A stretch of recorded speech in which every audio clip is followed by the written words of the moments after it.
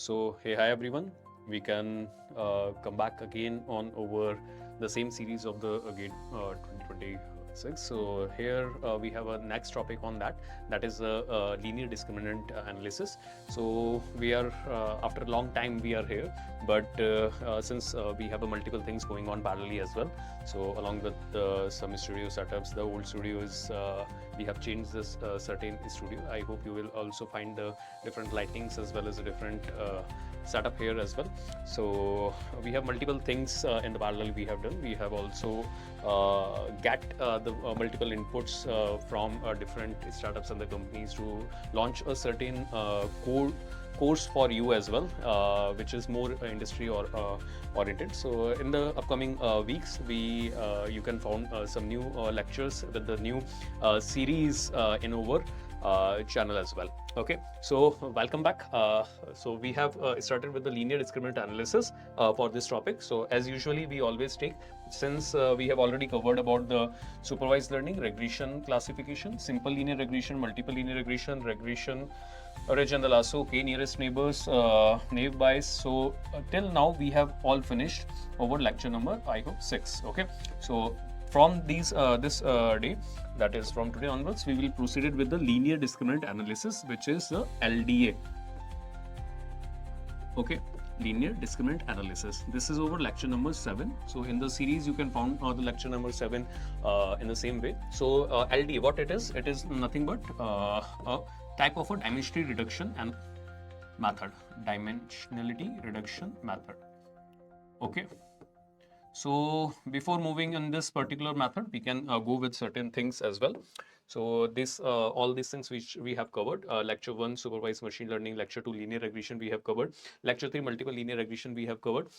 We have covered with the lecture number 4 with the ridge and the lasso regression. We have finished with the lecture number 5 and lecture number 6, KNN, and the lecture number 7. That is today. We can proceed with the LDA. Till now, I hope the things you have already revised. If you have not revised the things, then just do that in any case, because now onwards you will get the regular videos as well as the different series on your on our platform. So on our YouTube platform as well as on the other channels as well.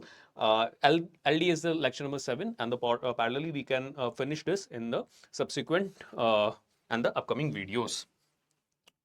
Moving forward, so this is the reference books or the sources we have for you can follow for preparing your machine learning and the supervised machine learning topics. So LDA, okay, linear discriminant analysis. So in this particular thing, since it is a huge and a in-depth topic, so before proceeded with the LDA, we must require two major things. Okay, one is the Fisher's method. Okay, one is the Fisher's method, and second one you required is the knowledge. What knowledge you required about the dimensionality reduction? Dimensionality reduction technique. Okay, so if you know these two techniques, then it's good. And if you don't know, then in the upcoming slides, few slides I have added for what is the dimensional reduction, and I also explained the Fisher's method. So Fisher is a scientist who proposed a discriminant finding the method to reduce the dimensionality of any data set. So first we need to understand that what is a dimensional reduction. Okay, so just consider that we have a 3D object. So that 3D object can be converted into 2D object. Okay, so you reduce that 3D into the 2D, then that 2D will be reduced to the 1D. So this is the dimensional reduction. Same in the same manner, we have the multiple dimensionality or the multi-class or multi-dimensional data set. You need to reduce its dimensionality. Okay, you need to reduce its dimensionality, whether it is n dimensional data, you need to be reduce it to n-1, n-2, to so on. Okay, so that is covered in the dimensional reduction to improve your machine learning algos. So dimensional reduction will be helpful there. So let's start with the dimensional reduction first, then we can proceed with the Fisher's method, and after that we will proceed to the LDA. Okay, so before understanding the LDA in depth, you must have the basic understanding of dimension reduction, that what is the dimension reduction technique, and after that you must have to know knowledge about the Fisher's method, and then you can easily understood that what is LDA. LDA is a bit smaller concept, but the background of LDA is contains lots of things, so that's why we have covered these two topics first.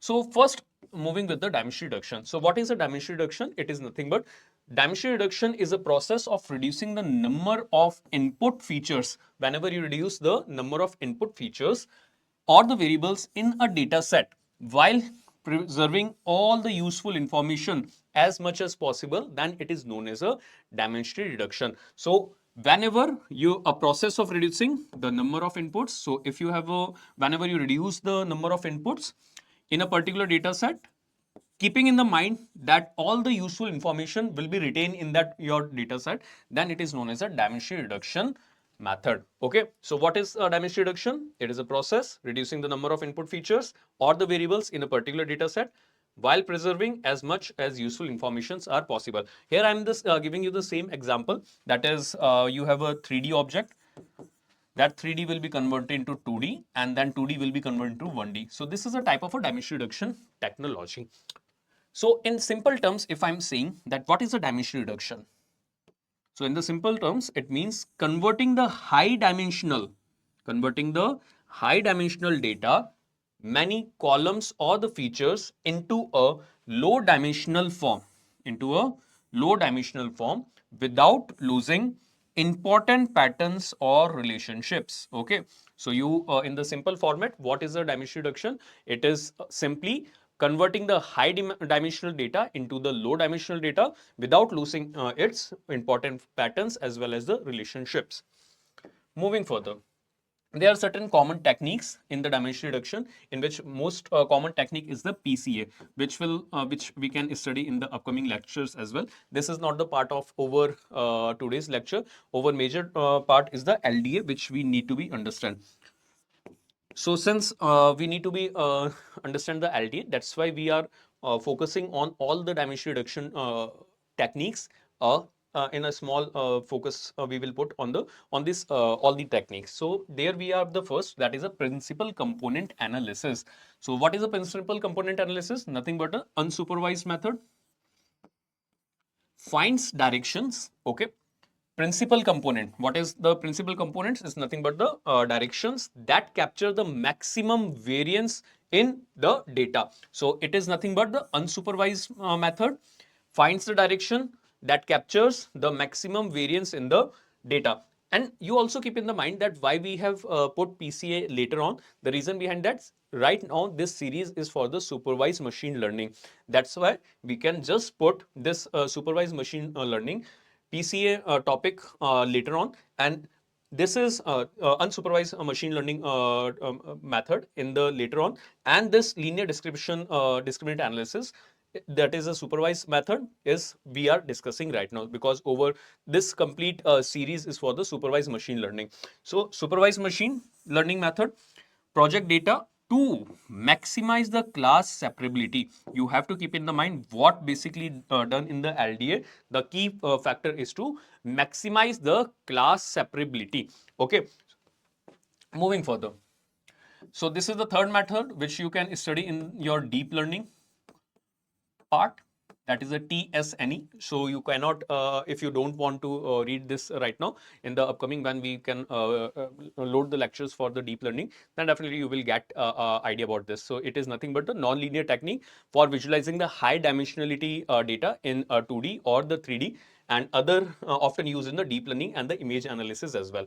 And fourth method for the dimension reduction is the autoencoders, which you can study in the neural networks. That is through deep learning based technique it is, and learns efficient compressed representation of the input data. So it mainly used for images and all these types of data. So right now we are don't require these types of techniques. Our focus is to the LDA. So this is a brief introduction of the dimensionality reduction. Okay, so what is the dimension reduction? It is a technique where you can reduce the dimensionality or the features or the columns of your data to make it useful and to increase the efficiency of your machine learning model.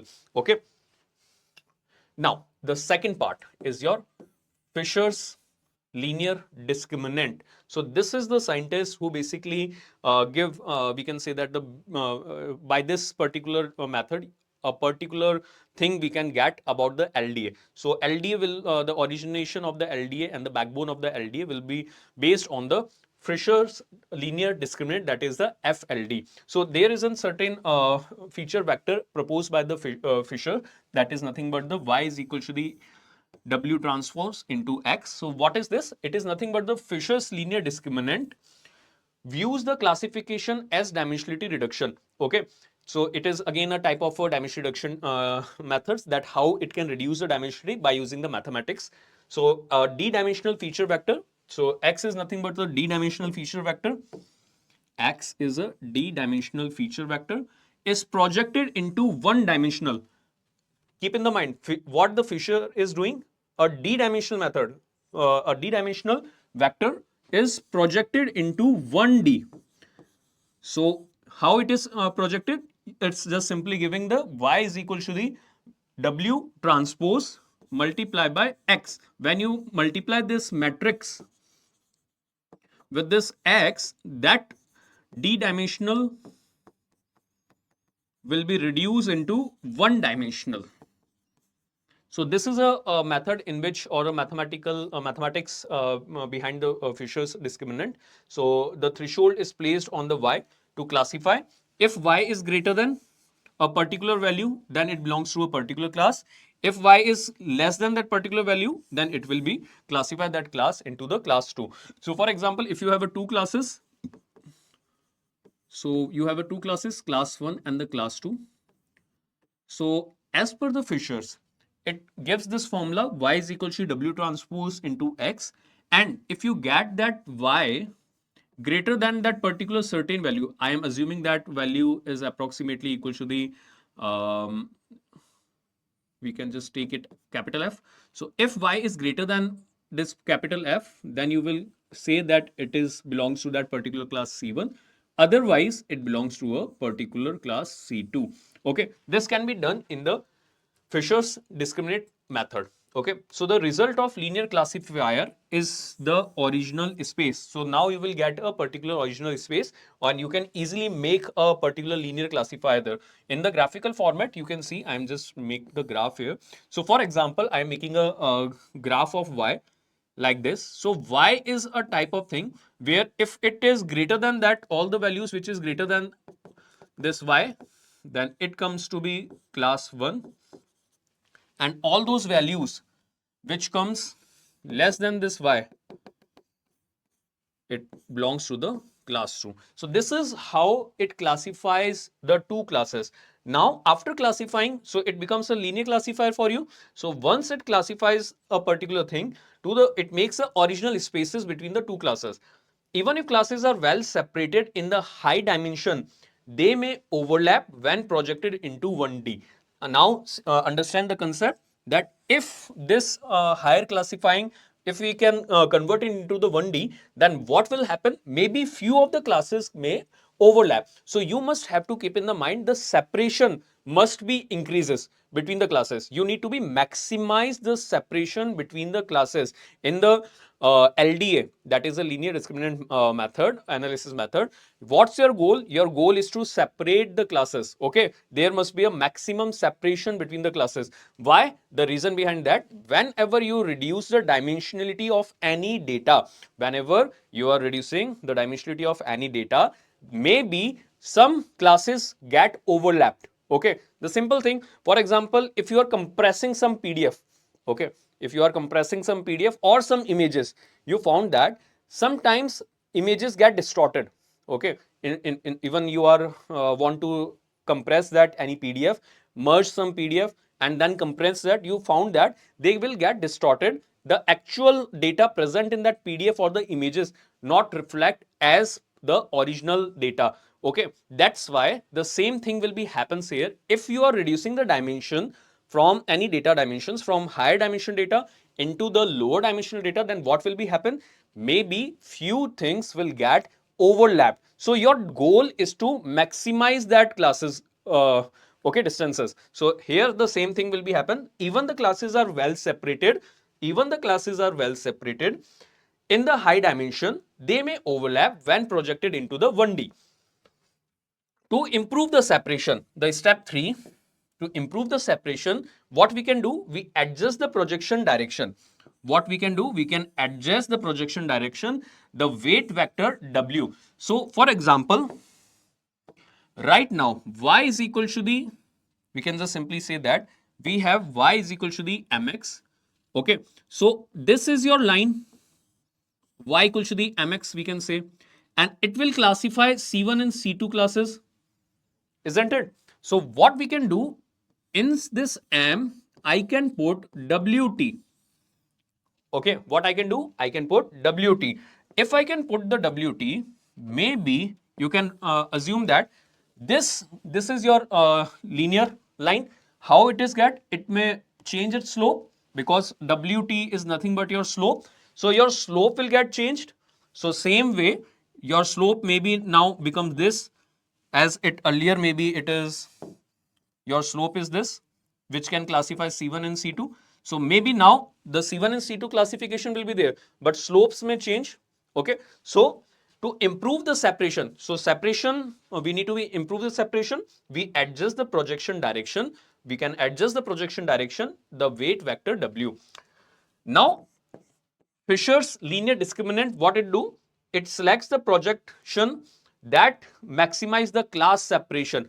So it is nothing but the slope, which you have studied in the previous sessions as well. So slope, what it can do? It may be selected in such a manner that it maximize the class separation by maximizing this between class variance and within class variance. How it will separate? By between class variance and with in class variance. So to give maximum discriminant power. Okay, so this is a complete concept of the Fisher linear discriminant on which the LDA algo is based. I hope the things are clear. Till now, we have studied two things. One is a dimensional reduction technique, and second one is a linear discriminant through Fishers. So Fisher is a scientist who have given this complete concept in his paper. So we have to study this before studying the LDA. Whenever you go on the LDA, you must study these two concepts first so that LDA algo will be easily understood. LDA algo is only for the one page, but the background is must be clear before understanding the LDA, that how the LDA is originated. So I can just recall you back about this. So we need to be in over topic is for the LDA. Before that, we can go with step by step. Our first step is to understand what is the dimension reduction technique. What is the dimension reduction exactly? Then we need to be proceed with the Fisher's method. After that, we need to be understand what is the LDA. Now, dimension reduction we have studied in a good manner. Also, we have studied what are the different types of dimension reduction. So only we need to be focused right now on the LDA. Then T, SNE, and the autoencoders are also the techniques of the dimension reduction. Then we have proceeded with the second topic on the Fisher's linear discriminant, that is FLD. Now proceeding further. Now comes to our main task of the today's session, that is a linear discriminant analysis. This is the only one page thing you need to be understand. If you are able to understand the Fisher's method, and if you are able to understand the dimension reduction technique. So what is LDA? It is nothing but a supervised, the keywords you must have to know. It is a supervised dimensionality reduction technique. What it is? It is a supervised dimensionality reduction technique and a classification technique. Since we are classifying the classes, I hope recently we have studied that C1 and C2, two classes we are classifying, two or more than classes, just giving the example of the two classes for the sake of understanding. So classifying the techniques used in the statistics, machine learning, and pattern recognition. So what is LDA? LDA is nothing but it is a supervised dimensionality reduction technique and a classification technique used in statistics, machine learning, and the pattern recognition. It aims is to find a linear combination. What its aim? Its aim is to find the linear combination. I hope you are able to understand that this is the y is directly proportional to the x. So this is a linear combination. Okay, and if you put y is equal to the wtx, so w2 becomes a constant. To remove the proportionality sign, we add a constant there. So what LD do? It aims is to find the linear combination of features that best separates the two or more classes. I hope this thing is able to understand that why LDA added this line, because this line is added by Fisher's linear discriminant. Okay, and this line is added by dimensionality reduction technique. So two things will be merged in the LDA. So first thing is the simple LDA dimension reduction technique, and second thing is the how it will convert into this particular features. So these are the two things I have written in just a simple understanding what is a PC and the LDA. If you want to see the PC, it is a component axis that maximize the variance. Okay, but in the LDA, what we can do, it maximize the component axis for the classes separation. So we have the two different classes, and we need to be maximize that particular component in the LDA. Now takes a question. So we have given a particular boundary classification problem for the two classes, that is a class A, which is your positive class. So here we have some data for the positive class, and second we have a data for the negative classes. Okay, you need to be determine the discriminant. Okay, so linear discriminant function, this is again a question, similar question asked in the gate. So I have put a question here as well. So gx is w1 x1, even the same questions you can if preparing for any other examination and any question will be asked from the LDA, you can easily go through this. So w1 x1, w2 x2 and w0 will be there.